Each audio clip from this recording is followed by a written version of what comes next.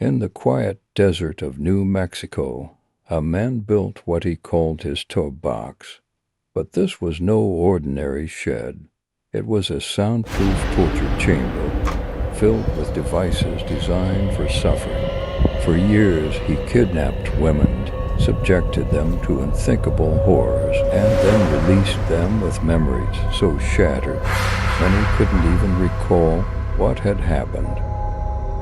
This is the case of David Parker Ray, the man the FBI called the Toy Box Killer. David Parker Ray lived near Elephant Butte Lake in Truth, or Consequences, New Mexico. Outwardly, he was a mechanic and seemed unremarkable. But privately, Ray harbored sadistic fantasies. Over decades, those fantasies became a reality as he constructed a trailer designed for torture, equipped with chains, medical tools, and recording devices.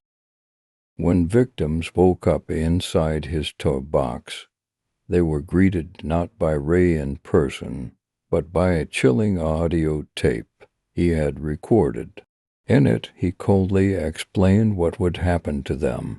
His voice was clinical, detached, describing how they would be used, abused, and broken. The FBI has never released the full tape to the public, but even excerpts are enough to disturb seasoned investigators. Ray often worked with accomplices, including his girlfriend, who helped lure women. Once inside the toy box, victims were chained to a gynecological table. What followed was days of calculated torture.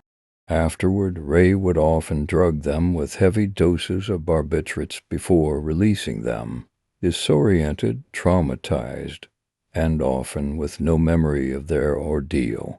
In 1999, a woman named Cynthia Vigil was abducted. After enduring days of torture, she managed to escape while Ray was at work. Naked, chained, and terrified, she ran down the street until she found help. Her testimony cracked open the horrifying reality of what had been happening inside the toy box.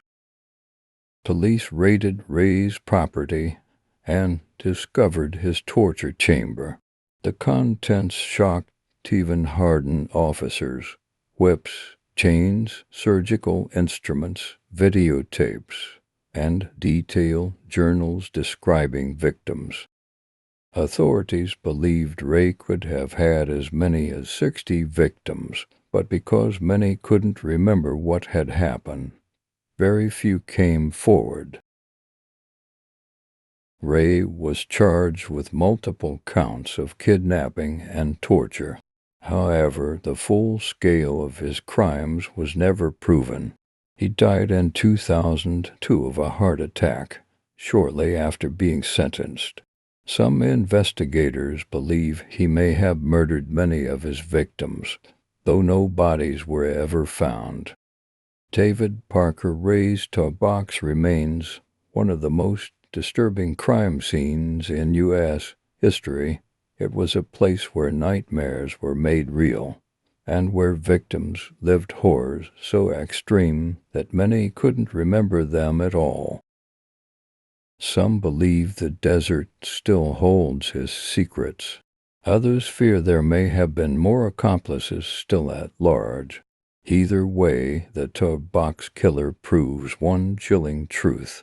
Sometimes the scariest monsters are hiding in plain sight.